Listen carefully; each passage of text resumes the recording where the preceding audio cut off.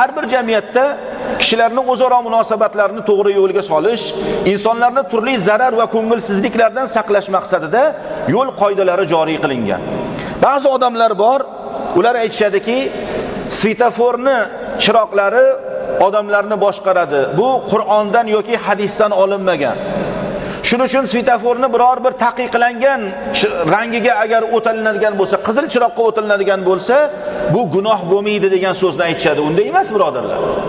Gunohkor bo'ladi.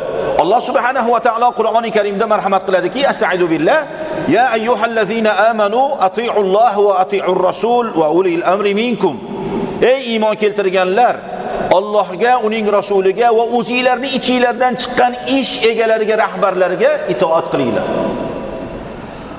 Ish egalariga itoat qilishligini Alloh subhanahu va taolo buyurdi. Bu Allohning buyrug'i.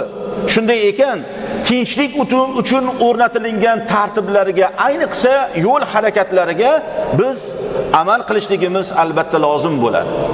Negaki qoidalar, jumladan yo'l qoidalari insonlarning xavfsizligi va xotirjamligini ko'zlab chiqarilgan bo'ladi. Mana yanvar oyidan boshlab bugungi kunimizga qadar yurtimizda avariyalarni, ya'ni mashinalarni to'qnashib ketishligi yoki qonun qoidalariga rioya qilmaslik natijasida bo'lgan harakatlarda 346 nafar inson hayotdan ko'z yumganligi aytilyapti. Bu katta raqamlar.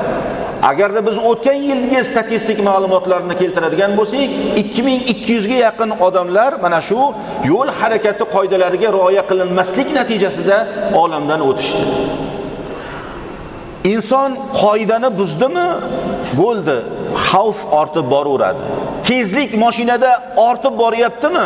Bekordan bekorga mana so'nggi rusumdagi mashinalarda tezlikni ko'paytirganingizda ogohlik belgisi bekorga ko'rsatilmaydi ekranlarida, tablolarda.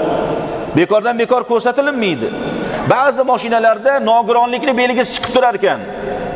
Ba'zilar esa o'zini idora qilib turishlik uchun bolalarining rasmini qo'yib qo'yar ekan, tezligim oshib ketmasin deb. Chunki tezlik ortgandan keyin xavf ortib boradi. Mashinaning ichida, ulovning ichida o'tirganlarni ham xavfli holatlari yuzaga keladi. Haydovchining o'zi ham xavfda qoladi.